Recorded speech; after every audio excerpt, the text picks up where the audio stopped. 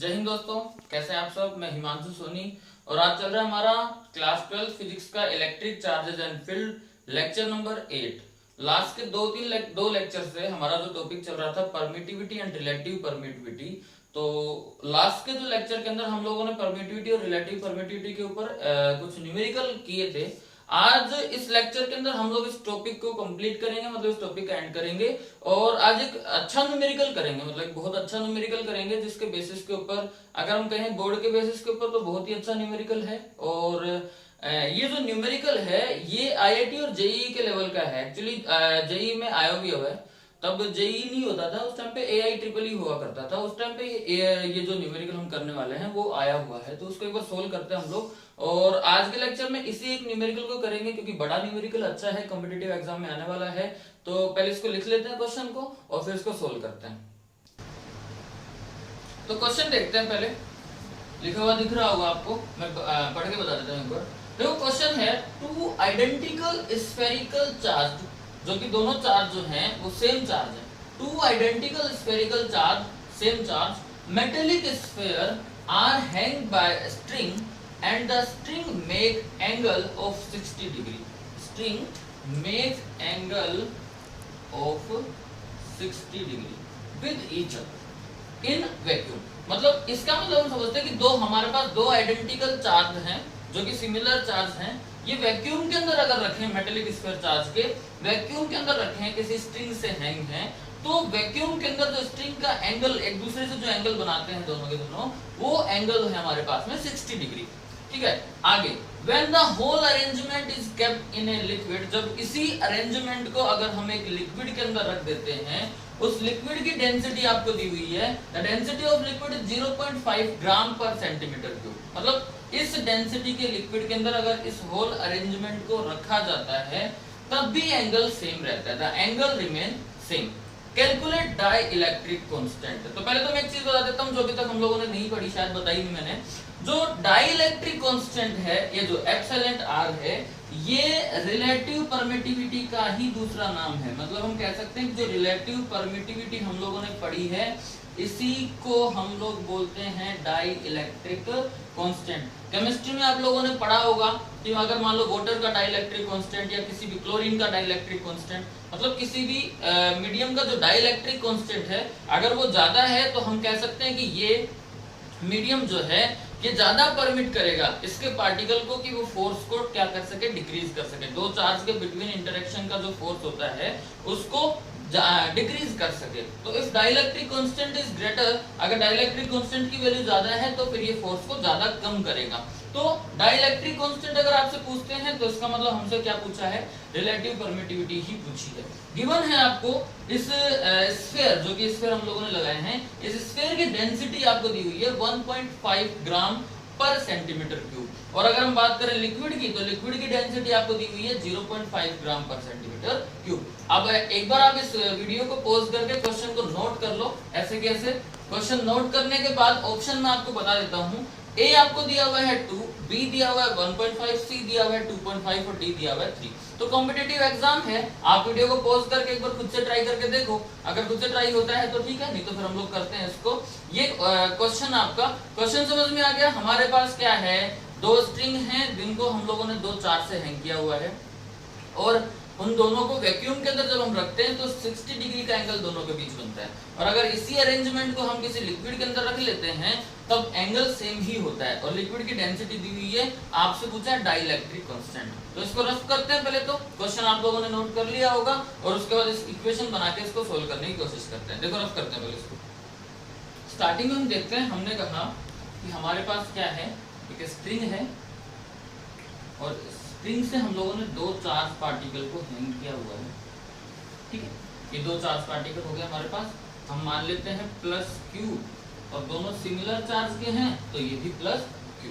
अच्छा, इस चार्ज के मास को हम मान लेते हैं m मास है इसका। जो इस चार्ज का जो मास है, मतलब जो चार्ज पार्टिकल जो स्फीयर है इसके मास को हम मान लेते हैं m। ये जो चार्ज का मास हो गया। ठीक है, हम कह रहे हैं कि चार ये जो दोनों स्ट्रिंग है इनके बीच में जो एंगल बनता है ये एंगल है आपका 60 डिग्री। ठीक है, अगर आपको इस एंगल को डिवाइड कर दे तो बीच में से, तो ये जो एंगल बनेगा आपका, ये एंगल हो गया आपका 30 डिग्री। अच्छा, अगर ये जो 30 डिग्री एंगल है इसको हम लोग थीटा मान लेते हैं, और थीटा की जो वैल्यू आपके पास आई वो आ गई 30 डिग्री। थीटा क्यों मान लेते हैं? क्योंकि हमारे पास ऐसे ही क्वेश्चन, अगर कोई दूसरा क्वेश्चन भी आएगा उसमें एंगल आपके पास 60 की बजाय 70, 75, 80, 82, 87 जो भी होगा एंगल, उन सब में यही मेथड हमारा लगने वाला है। इस एंगल का कोई फर्क नहीं पड़ेगा। कैसे वो हम लोग देखेंगे जब सोल्व करेंगे। तो एंगल जो भी होगा उसको हम लोगों ने थीटा मान लिया। कोई भी एंगल हो, उस एंगल की वैल्यू का कोई फर्क इस क्वेश्चन के ऊपर नहीं पड़ेगा। तो आप थीटा मान के चलो इसको। तो ये जो एंगल हुआ आपका, ये हो गया 30 डिग्री। अब हम देख रहे हैं ये जो कंडीशन है ये हमारे पास वैक्यूम की कंडीशन है, स्टार्टिंग वाली कंडीशन है। जब लिक्विड के अंदर नहीं रखा हम लोगों ने, वैक्यूम के अंदर है, तब की कंडीशन है। अब हम देख रहे हैं कि ये जो चार्ज पार्टिकल है जिसका मास आपने बताया m मान लिया हम लोगों ने, उसके ऊपर फोर्स की कहानी, वेरिएबल फोर्स की कहानी आपने 11th क्लास में पढ़ी होगी। जिन लोगों ने नहीं पढ़ी वो भी इसको समझे अच्छे से, तो समझ में आएगा। वेरिएबल फोर्स का मतलब किसी एक ही पार्टिकल के ऊपर अगर एक से ज्यादा फोर्स लगते हैं तो हम एक इक्वेशन बनाएंगे। देखो हमारे पास ये जो चार्ज पार्टिकल है इसके ऊपर कौन कौन से फोर्स लगते हैं। तो ये जो स्ट्रिंग है ये टेंशन फोर्स लगाया गया इसके ऊपर T। टेंशन चूंकि एक वेक्टर क्वांटिटी है, वेक्टर फोर्स है, तो इसके कंपोनेंट बनते हैं। तो T के दो, क्योंकि दो टू डायमेंशनल वेक्टर हो गया ना ये। अगर ऐसी कंडीशन है, अगर ऐसी होती सीधा एक ही डायमेंशनल होता तो कोई दिक्कत नहीं थी, लेकिन अभी हम देख रहे हैं कि टू डायमेंशनल वेक्टर हो गया ये। और टू डायमेंशनल वेक्टर के दो कंपोनेंट होते हैं अलग अलग, परपेंडिकुलर कंपोनेंट और एक हॉरिजॉन्टल कंपोनेंट, वर्टिकल कंपोनेंट और एक हॉरिजॉन्टल कंपोनेंट। तो टेंशन के यहाँ पे दो कंपोनेंट आपके पास बन गए। ये बना आपके पास T cos थीटा और एक कंपोनेंट आपके पास बन गया T sin थीटा। ठीक है, दो फोर्स तो ये हो गए आपके पास T cos थीटा और T sin थीटा। अब हम कह रहे हैं कि ये जो चार्ज पार्टिकल है इसका मास m है, तो अगर m मास हो गया इसके ऊपर, तो इसके ऊपर एक फोर्स और लगेगा, इसका जो वेट है mg। अब हमारे पास कितने फोर्स आ गए?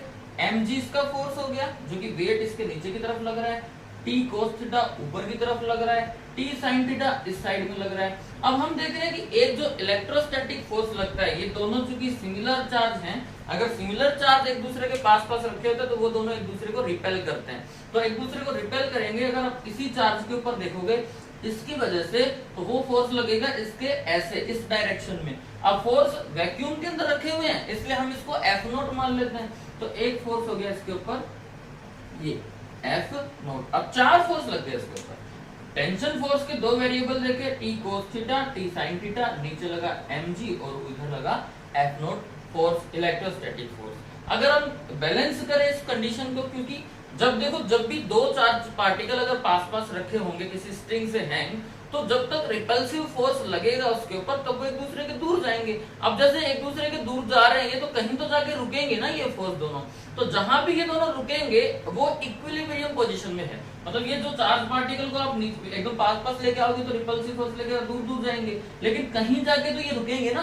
तो इस कंडीशन पे आके अगर ये चार्ज पार्टिकल रुका हुआ है तो इसका मतलब हम कहेंगे कि ये कंडीशन जो है इसकी वो इक्विलिब्रियम कंडीशन है। और इक्विलिब्रियम कंडीशन का मतलब इसके ऊपर लगने वाले हर तरफ से जितने भी फोर्स लग रहे हैं वो सारे एक दूसरे को कैंसिल कर रहे हैं, वो सारे एक दूसरे के बराबर हो रहे हैं। मतलब ये जो ऊपर लगने वाले फोर्स हैं ये इस नीचे लगने वाले फोर्स के बराबर होंगे, क्योंकि अपोजिट डायरेक्शन है तो एक दूसरे को कैंसिल कर देंगे। और ये जो फोर्स है ये इसके बराबर होगा। तो इक्वेशन अगर आप बनाओगे तो आपके पास बनेगी T sin theta equal F0। ये जो T sin थीटा है ये F0 के इक्वल हो गई, और ये नीचे mg जो है ये बराबर हो गया T cos थीटा के। तो ये बन गई आपकी T cos theta is equal to mg। अब अगर दोनों को आप T sin थीटा में T cos थीटा को डिवाइड कर देते हो तो आपके पास T से T कैंसिल हो रहा है और आपके पास बचेगा sin theta upon cos theta, ये बन जाएगा आपका tan थीटा, और इधर से आपके पास बचेगा F0 अपॉन में mg। ठीक है, ये वैक्यूम की कंडीशन है। अच्छा, m की वैल्यू भी आप चेक कर लेते हो। देखो आपने जब क्वेश्चन नोट किया था उसमें आपको चार्ज के मास का कोई वैल्यू दी हुई नहीं थी, चार्ज की डेंसिटी लास्ट में गिवन थी। और डेंसिटी अगर आप चार्ज की सिग्मा मान लेते हो, रो भी मान सकते हैं वैसे तो, लेकिन रो हम लोग लिक्विड की मानने वाले हैं, जो लिक्विड सेकंड मीडियम हमको दिया हुआ है उसकी मानेंगे। तो सिग्मा जो कि आपको डेंसिटी दी हुई है और सिग्मा की वैल्यू हम बाद में रख लेंगे, तो डेंसिटी आपकी सिग्मा होगी। अगर डेंसिटी सिग्मा है और चार्ज जो कि स्फेरिकल चार्ज स्फेयर है उसका वॉल्यूम अगर आप v मान लेते हो, तो किसी भी स्फेयर का अगर आप वॉल्यूम आपको गिवन है, डेंसिटी अगर आपको गिवन है, तो अगर मास आपको निकालना है तो m बराबर होता है उसके, m बराबर हो गया उसकी डेंसिटी इनटू वॉल्यूम के। तो यहाँ पे m की अगर आप वैल्यू रख देते हो तो यहाँ पे आपके पास एक इक्वेशन बन जाएगी, वैल्यू मैं रख देता हूँ, tan theta is equal to F naught upon में m की वैल्यू रख रहे हैं हम लोग डेंसिटी इनटू वॉल्यूम, तो आपने रखा सिग्मा इनटू b और g आपके पास था। तो ये जो इक्वेशन आपकी बनी, इस इक्वेशन को हम लोगों ने नोट कर लिया, ये है इक्वेशन हमारी 1। ठीक है, ये वैक्यूम की कहानी है कि जब दो चार्ज पार्टिकल को वैक्यूम के अंदर रखा जाता है तो फोर्स जो लगता है उसकी इक्वेशन हम लोगों ने बनाई, ये इक्वेशन 1 बन गई। अब कह रहे हैं कि इसी अरेंजमेंट को हम किस में रख देते हैं, इसी अरेंजमेंट को जब हम लोग किसी लिक्विड में रख देते हैं तो तब की कहानी क्या बनती है उसको भी देख लेते हैं। इन लिक्विड, जब हम लोगों ने इस पूरे अरेंजमेंट को किसी लिक्विड में रखा, हमने देखा तब भी एंगल हमारा कितना है 60 डिग्री। तो इन लिक्विड देखते हैं हम लोग, एंगल है आपका वही 60 डिग्री, चार्ज पार्टिकल और एंगल वही 60 डिग्री। तो अभी जैसे हम लोगों ने इसको 30 माना था, तो ये थीटा हो गया आपको, थीटा की वैल्यू वही 30 है। थीटा इसलिए माना क्योंकि अगर कोई दूसरा एंगल भी होगा तो उसको भी हम लोग सोल्व कर सकते हैं इसी मेथड से। ठीक है, सेम हो गया आपका मास, अभी भी आपके पास m ही है और चार्ज की वैल्यू अभी भी आपके पास प्लस q है, क्योंकि चार्ज की वैल्यू को हम लोगों ने चेंज नहीं किया है, मास भी सेम है। अब जो टेंशन जो लगाएगा, ये जो टेंशन की वैल्यू t डैश, मतलब सेम टेंशन तो नहीं होगा ना, वैक्यूम के अंदर और लिक्विड के अंदर सेम टेंशन नहीं होगा, क्योंकि चार्ज को अब हम लोगों ने लिक्विड में रख दिया। तो जो खिंचाव आ रहा था उस स्ट्रिंग के अंदर, वो खिंचाव जो वैक्यूम में था वही तो नहीं होगा, क्योंकि लिक्विड भी अपनी तरफ से क्या लगाता है, उसके ऊपर एक फोर्स लगाएगा। तो यहाँ पे हम लोगों ने लिया t और यहाँ पे हम लोग ले रहे हैं t डैश। अगर कंपोनेंट देखें हम इसके, तो ये बन गया आपका t डैश कोस थीटा और ये बन गया आपका t डैश साइन थीटा। दो कंपोनेंट बन गए अभी भी, t dash cos theta, t dash sine theta. अच्छा, अब जो लिक्विड के अंदर ये रखा हुआ है, तो अगर वैक्यूम के अंदर जो इलेक्ट्रोस्टैटिक फोर्स होता है उसको हम लोगों ने एफ नोट बोला, और यहाँ पे हम लोग इसको बोल रहे हैं एफ एम, क्योंकि मीडियम रखा हुआ है ना, तो मीडियम के अंदर जो इलेक्ट्रोस्टैटिक फोर्स हो गया आपका, वो हो गया एफ नोट या F M, force in medium. ठीक है, अभी m अगर इसका मास है तो इसके ऊपर जो वेट लगेगा वो हो गया mg।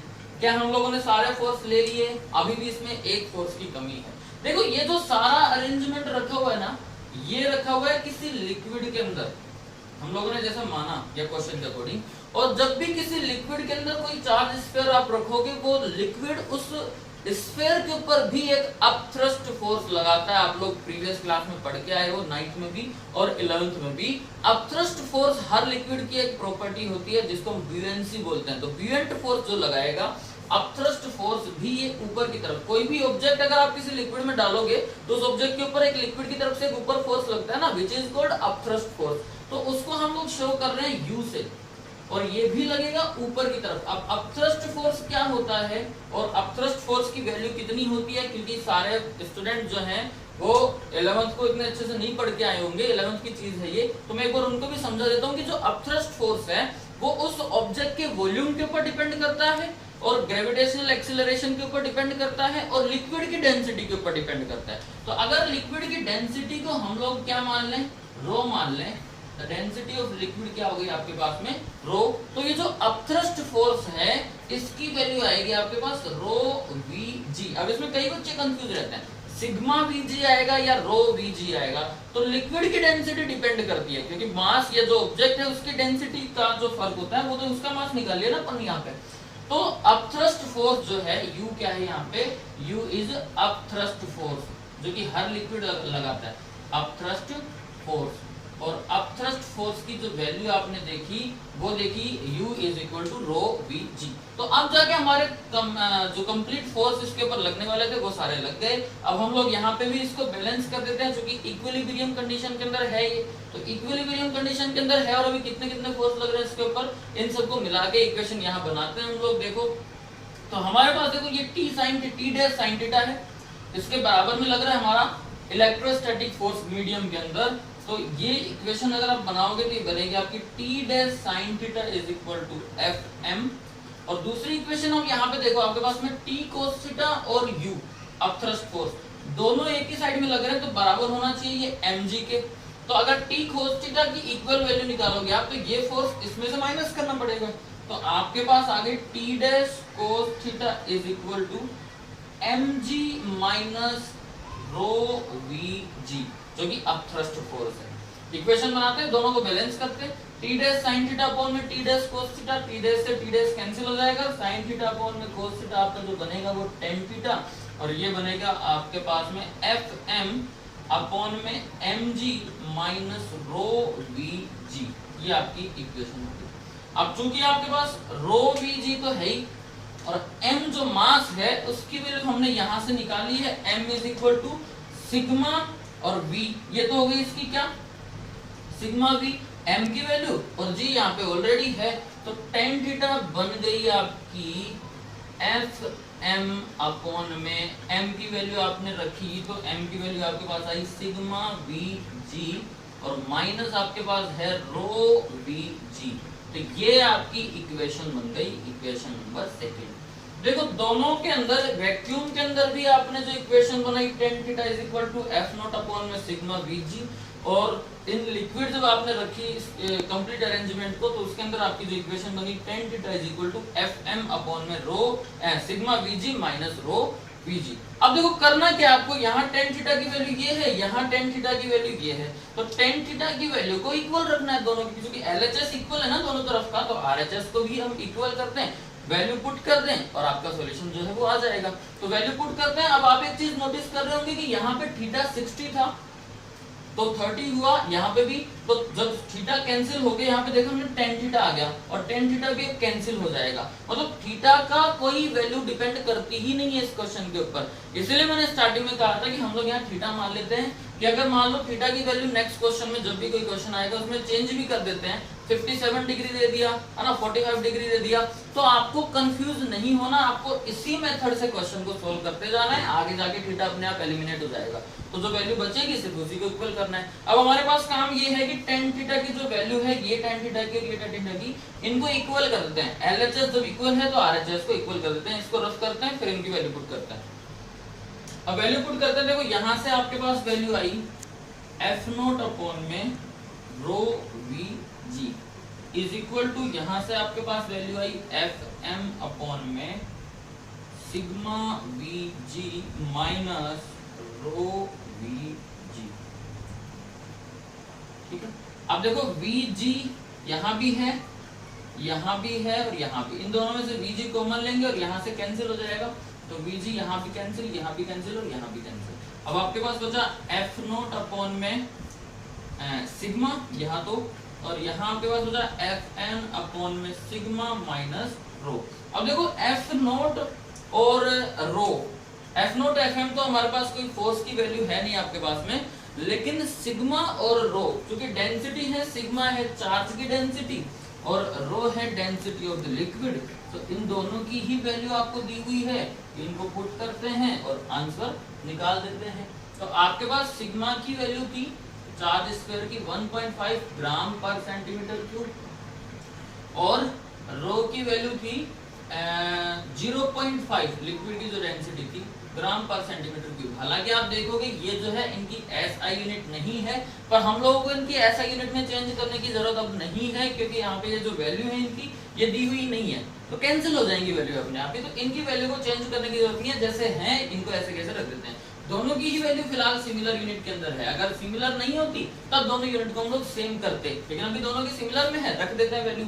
आपके पास यहाँ है f नॉट अपॉन में सिग्मा की आपने वैल्यू रखी 1.5 इज इक्वल टू, यहाँ आपके पास आया fm, सिग्मा की वैल्यू आप रखोगे 1.5 माइनस रो की वैल्यू आपके पास आई 0.5, तो यहाँ आपके पास बचेगा f नॉट अपॉन में 1.5 इज इक्वल टू fm, और इधर आपके पास 1.5 में से 0.5 चला गया, तो यहाँ आपके पास बचा 1।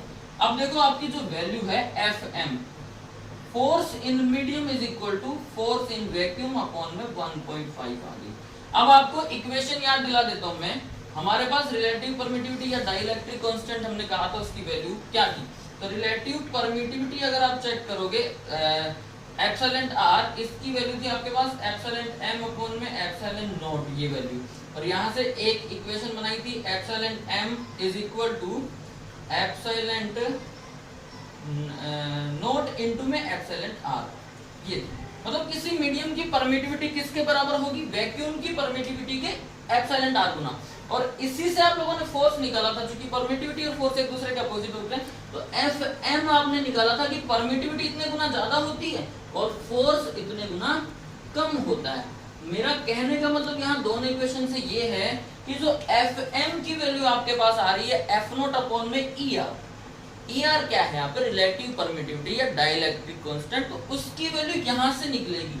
F M is equal to, आप चाहो तो इनकी वैल्यू रख सकते हैं यहाँ पे k q1 q2 अपॉन में r स्क्वायर, है ना, या k की वैल्यू रख सकते हो 1 अपॉन 4 पाई एप्सिलॉन नॉट। कई बार कर लिया हम लोगों ने लास्ट लेक्चर के अंदर जो न्यूमेरिकल किए थे, अब करने की जरूरत है नहीं, डायरेक्टली हम कर रहे हैं कि Fm इज इक्वल टू आपके पास आ गया F नॉट अपॉन 1.5, मतलब मीडियम के अंदर जो फोर्स होगा वो इतने गुना कम होगा वैक्यूम से। अब वैक्यूम के अंदर फोर्स ये है इतने गुना का, मतलब ये वैल्यू और ये वैल्यू देखो कंपेयर करोगे तो आपके पास आएगी E R epsilon R is equal to 1.5, मतलब डाइलेक्ट्रिक कांस्टेंट उस लिक्विड का आपके पास आ गया 1.5। यही वैल्यू आपके चार ऑप्शन में दी हुई थी। ए ऑप्शन था आपका 2, बी ऑप्शन था आपका 1.5, सी ऑप्शन था आपका 2.5 और डी ऑप्शन था आपका 3। तो यहाँ पे आपका जो ऑप्शन होगा वो बी होगा 1.5। तो ये एक क्वेश्चन था जो कि 12th बोर्ड के लेवल के हिसाब से तो हम कह सकते हैं थोड़ा सा टफ पड़ेगा, अच्छा क्वेश्चन है, लेकिन आईआईटी और जेईई के हिसाब से बहुत ही अच्छा क्वेश्चन है, कॉम्पिटिटिव क्वेश्चन है। ऐसे क्वेश्चन एग्जाम में आते हैं, अगर थीटा की वैल्यू कोई चेंज कर भी दे तो आप इसी तरीके से क्वेश्चन कर सकते हो। तो आज हम लोगों ने ये न्यूमेरिकल करने के साथ साथ ही परमिटिविटी और रिलेटिव परमिटिविटी का जो कंसेप्ट है उसको खत्म कर दिया। नेक्स्ट लेक्चर के अंदर हम मिलेंगे नेक्स्ट टॉपिक के साथ इसी चैप्टर के। Thank you.